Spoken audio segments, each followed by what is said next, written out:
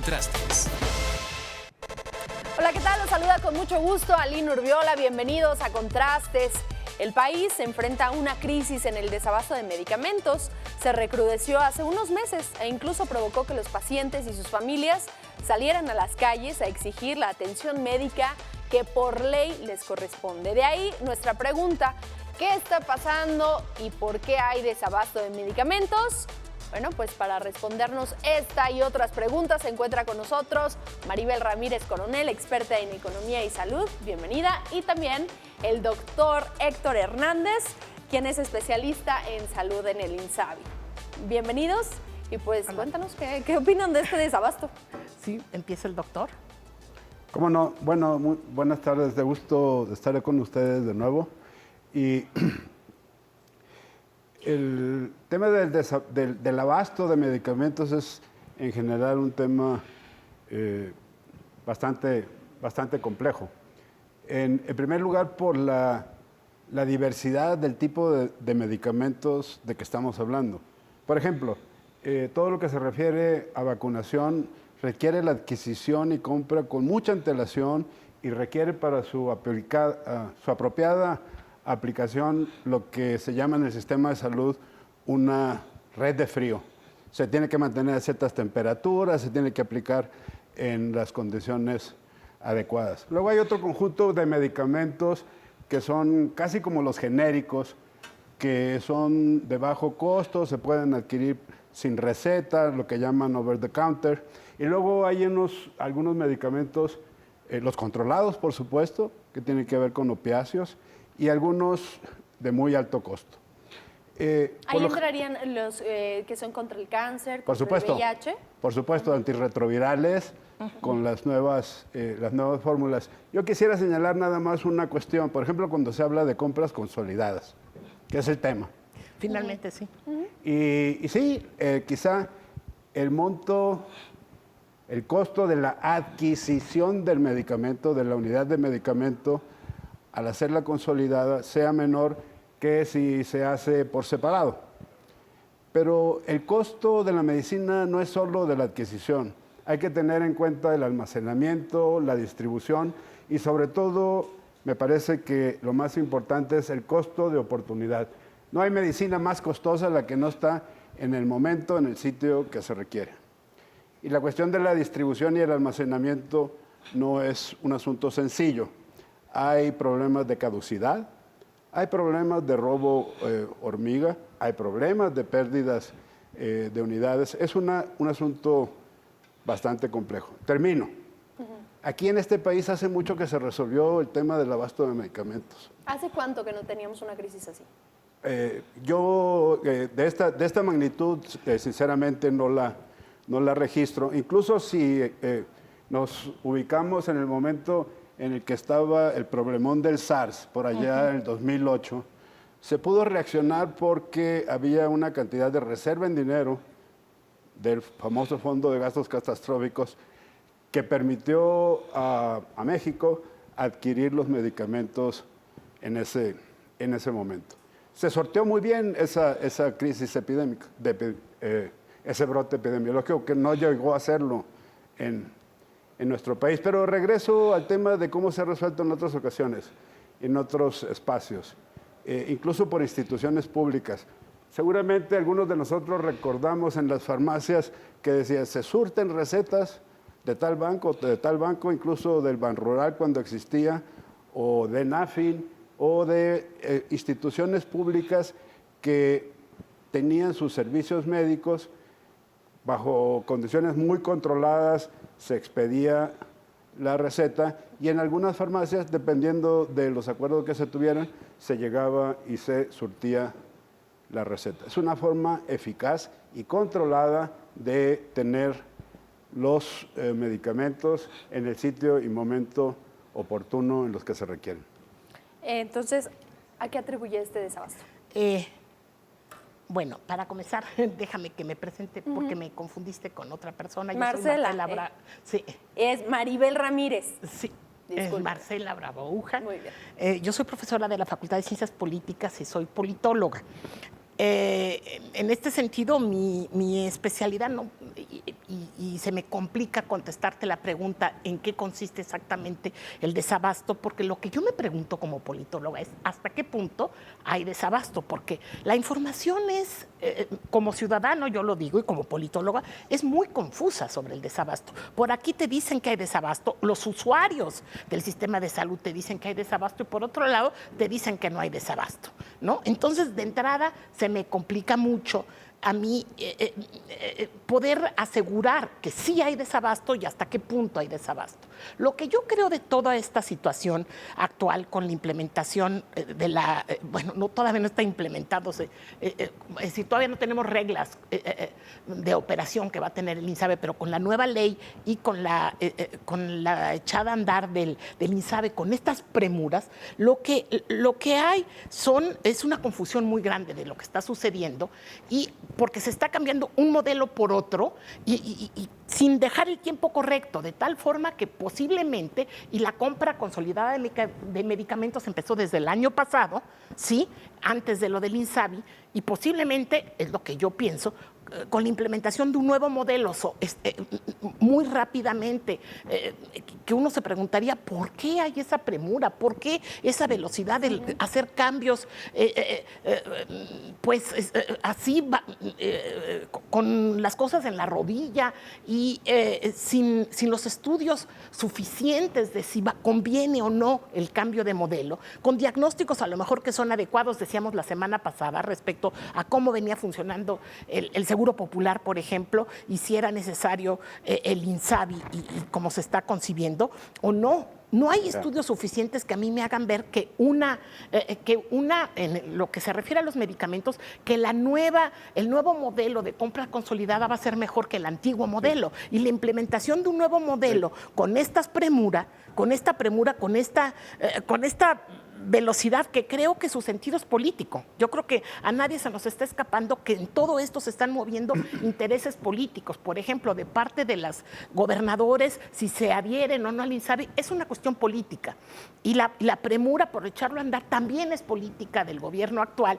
Y entonces, lo que yo me pregunto es si esta implementación de medicamentos está correctamente pensada. Claro, y los enfermos quedan en medio. De entrada. Yo diría, pero espérate nada más un momentito. Y que finalmente este traslape de modelos es el que está posiblemente acelerando, si es que la hay, este desabasto de medicamentos.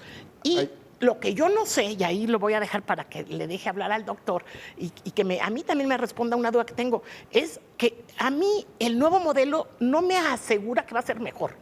Es decir, finalmente, con el nuevo modelo, lo que entiendo es que se va a acabar con la privatización que se venía dando en las farmacias que venían operando, por ejemplo, en los hospitales de distintos niveles, farmacias privadas, pero a mí no me asegura no me asegura ni siquiera que no va a haber corrupción en todo, que es lo que mucho por lo que lo que quieren quitar, que no va a haber corrupción o que los medicamentos van a seguir siendo igualmente óptimos, porque en los concursos que haya la calidad puede bajar. Yo quisiera hacer un par de comentarios siguiendo la reflexión larga de Marcela. En primer lugar, las compras consolidadas no son de este sexenio ni del INSABI ni novedad. Hace mucho tiempo que se hacen en este país y se hacían muy bien. Nunca había ocurrido esto. Las conducía el Instituto Mexicano del Seguro Social, la entidad con mayor poder de compra. Nunca había ocurrido hasta que llega una administración que al parecer no tenía conocimiento en la materia, se lo llevan del sector salud y donde hay los expertos para conducirlo a la Oficialía Mayor de la Secretaría de Hacienda y sucede lo que ocurrió. Y no han logrado resolverlo. Un montón de preguntas para aclaraciones no resueltas, claves no claramente definidas, etcétera, etcétera, etcétera. O sea, las compras consolidadas no son ni de esta administración ni se inventaron ayer. Tienen mucha y muy buena historia en este país. Este es un problema de la instrumentación, de ese modelo de adquisición durante esta administración, particularmente el año pasado. Ahí están los hechos. La otra tiene que ver con el tema y el San Benito de la privatización. ¿Qué tan mala o qué tan buena es? depende de cómo se evalúe. Si los costos al final del día para el administrador, el proveedor, el financiador del servicio público es igual o menor, considerando todo, y sobre todo que la medicina esté ahí en su momento y en el que se requiere, es cuestionable que el espantapájaros de la privatización prosperara. Pero ¿por qué lo arrancaron si no tenían bien seguro que todo iba a funcionar y que los enfermos no iban a quedar en medio?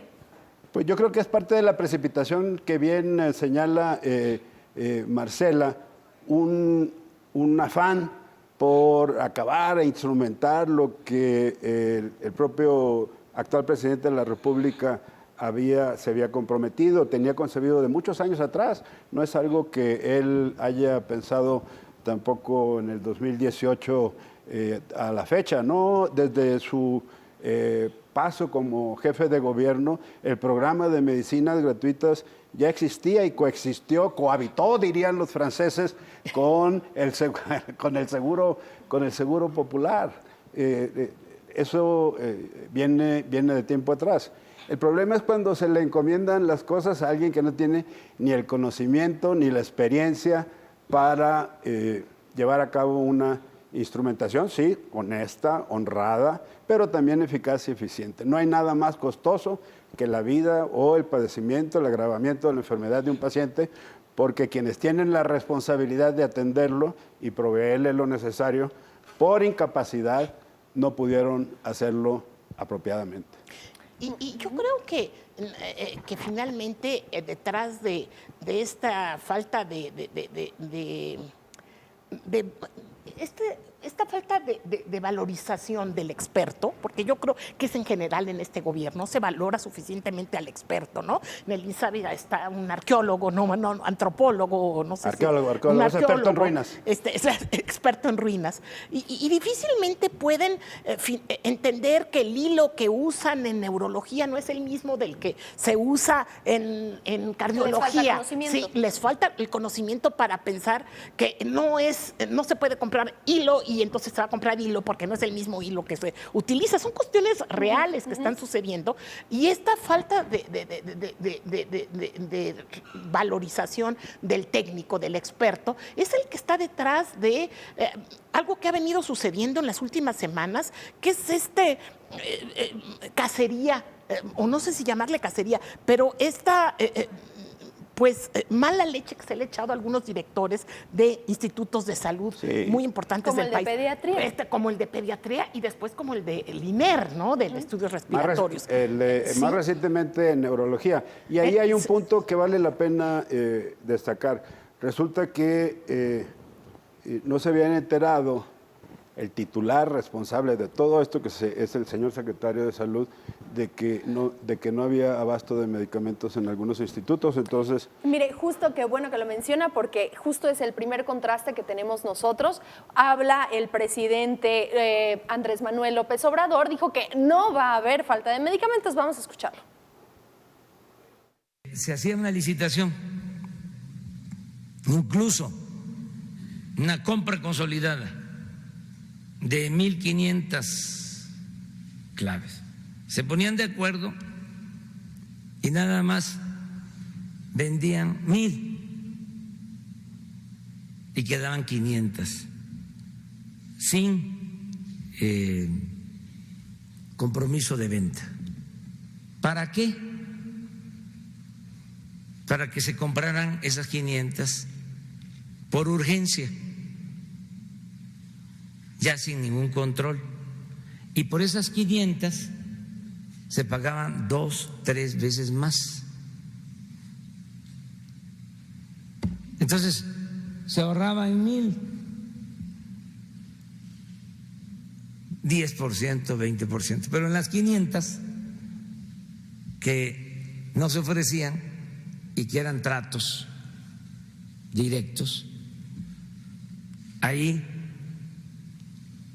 se perdía la hacienda pública, el presupuesto público, pues perdía 200, 300%. Eso sí, sucedía. Ahí lo tienen. ¿Qué piensan al respecto? Yo Doctor. no dudo de que sucediera.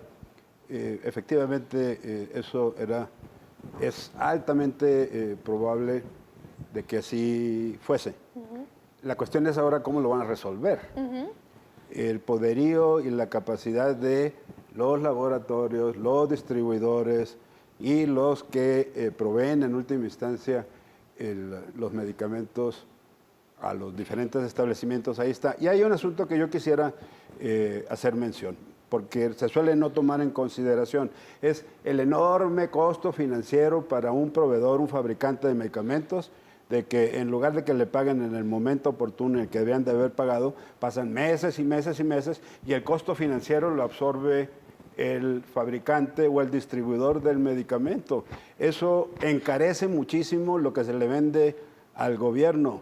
En las cuentas... Es como un crédito.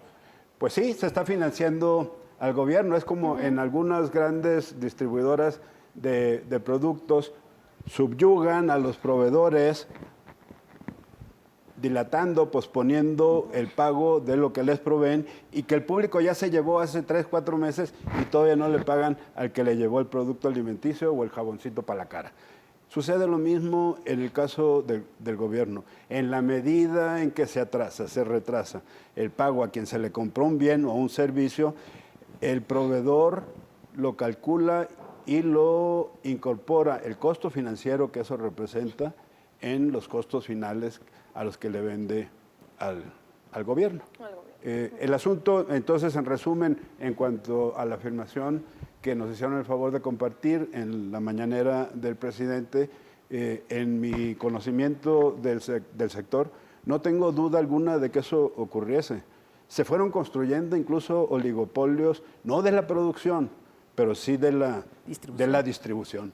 Ahí estaba gran parte del negocio, y eso también ha sido impedimento para que se recurra a la gran red de farmacias que tiene este país, en donde con la tecnología de que ahora se dispone, no habría por qué batallar. Un médico del Seguro Social o uno de la Secretaría de Salud, en cualquiera de los sistemas que queden, pudiera acudir y bajo ciertas condiciones de seguridad pudiera recibir el surtimiento de su receta. Y también sabríamos lo que señala Marcela, ¿a qué denominan desabasto? Si usted ve en la estadística que reporta el Instituto Mexicano del Seguro Social, le voy a dar un ejemplo.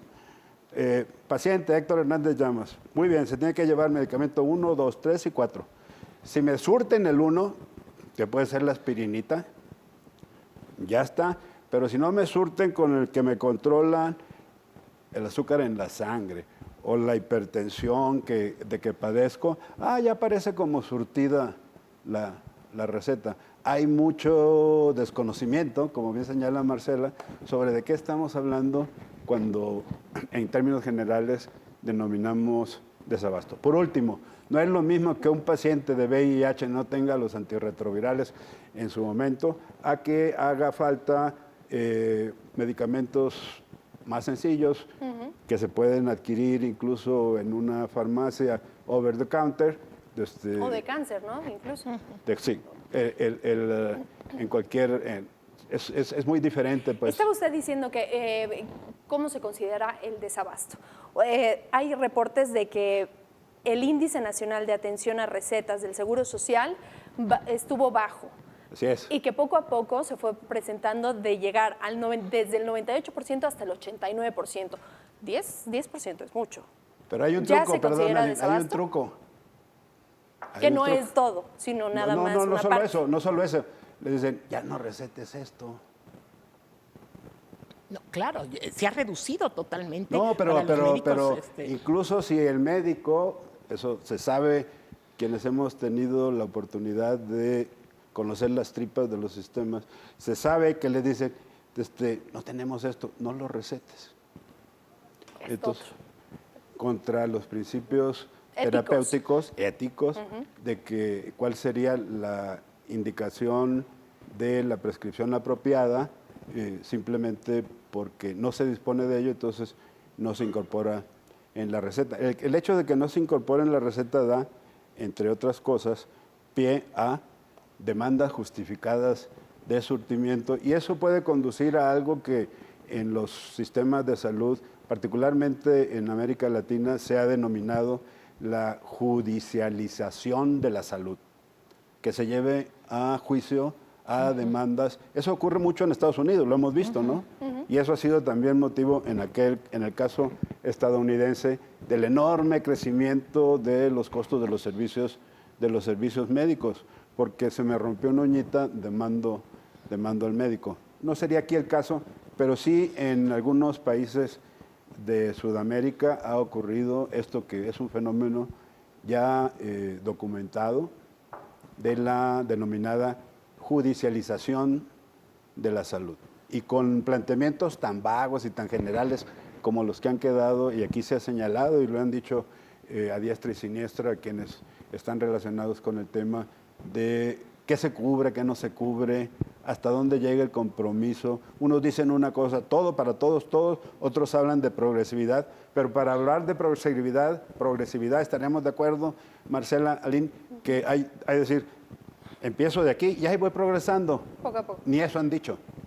No queda claro, Bueno. es lo que decía yo hace rato, hay muchísimos elementos que no quedan claros. La semana pasada hablábamos de las entidades que no se han adherido al INSABI y de repente Chihuahua se encontramos acaba de información. añadir.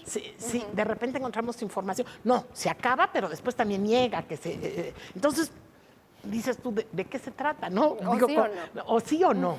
Muy Sí. bien. Ahora los invito a que veamos este segundo contraste, porque el presidente López Obrador aseguró que su gobierno permitirá la importación de medicamentos. Vamos a escucharlo. También ya no va a ser fácil lo del boicot, porque ya modificamos la ley y ahora vamos a poder comprar medicamentos en el extranjero. Ya les explicaba yo de que había una situación de proteccionismo para algunas empresas que mantenían un monopolio en la venta de medicamentos, sobre todo los medicamentos para niños con cáncer.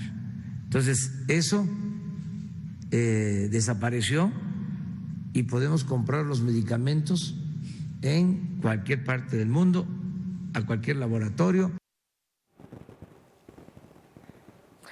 Bueno, pues justo era lo que nos decía nuestra especialista Marcela, que sabe qué tanta calidad puedan tener estos nuevos, estos nuevos fármacos que le puedan dar a la gente. Pues sí, porque va a haber la competencia entre los laboratorios, ¿no? Entonces pueden crear, para ganar los concursos, pueden bajarle la calidad de los laboratorios a los propios medicamentos, o las compras en el extranjero, si no están reguladas, pueden hacernos llegar medicamentos que no tienen los controles de calidad que necesitamos. Es de reconocerse que la realidad se va imponiendo. Una afirmación y reconocimiento y la disposición del gobierno de la República, el jefe del Ejecutivo, de abrir estos canales. Pues supongo que los neoliberales están de plácemes, porque es la competencia, es el comercio globalizado y efectivamente eso permitirá impedir que monopolios o oligopolios nacionales mantengan secuestrado prácticamente al Sistema Nacional de Salud. Es lo correcto, digamos, lo indicado, que hay que garantizar que no nos vendan cochinadas. Y eso tiene que ver con los estándares, sí, que al parecer se han relajado por parte de la COFEPRIS. Al respecto, no estoy cabalmente enterado, pero sí es un asunto del que habría que, como señala Marcela, estar muy al pendiente. Y mientras llegan, mientras no, los padres con estos niños que están enfermos de cáncer, que todavía no tienen medicinas, ¿qué se puede hacer? ¿Qué pueden hacer estos padres? Pues yo creo que ese es el problema, que en la cuestión de salud se trata de la vida o la muerte. Y el traslapar los modelos, el traslapar el echar a andar con esta velocidad, el INSABI, si lo vemos en particular, pues estás pues llevó a toda una negociación política que de alguna manera la ha ganado AMLO, ¿no? Porque son mucho más los estados que le están entrando que los que no le están entrando. Creo que la ha ido todavía podrá avanzar en ese sentido y con un estilo duro, con un estilo, porque hubo la semana pasada, después que venimos, este intento de algunos gobernadores de algunas entidades que habían dicho no, de decir, bueno, podemos ir a medias. Estuvieron negociando con el secretario de Salud y después llegaron con AMLO y dijo no, y desconoció estas negociaciones que habían tenido con el secretario de Salud. Entonces, creo... No, ni con él, con el subsecretario. Con el subsecretario, ¿verdad? Sí, bueno, la cuestión es de que echaron para atrás estas negociaciones y con un estilo duro, pues ha ido ganando AMLO. Pero todo ha sido político, falta la parte técnica. Y aquí va a durar varios meses. Ahora va a enfrentar este gobierno el reto administrativo y médico de que esto venga funcionando para el final de año. Yo quisiera hacer un punto, una distinción que me parece fundamental. Una cosa es el denominado INSABI, que llega hasta el primer y segundo nivel, y eso tiene su fuente de financiamiento. Y otra cosa son los institutos nacionales de salud, los hospitales regionales de alta especialidad, que por lo demás son organismos públicos descentralizados, sectorizados en la Secretaría de Salud, cuyo patrón es el gobierno federal.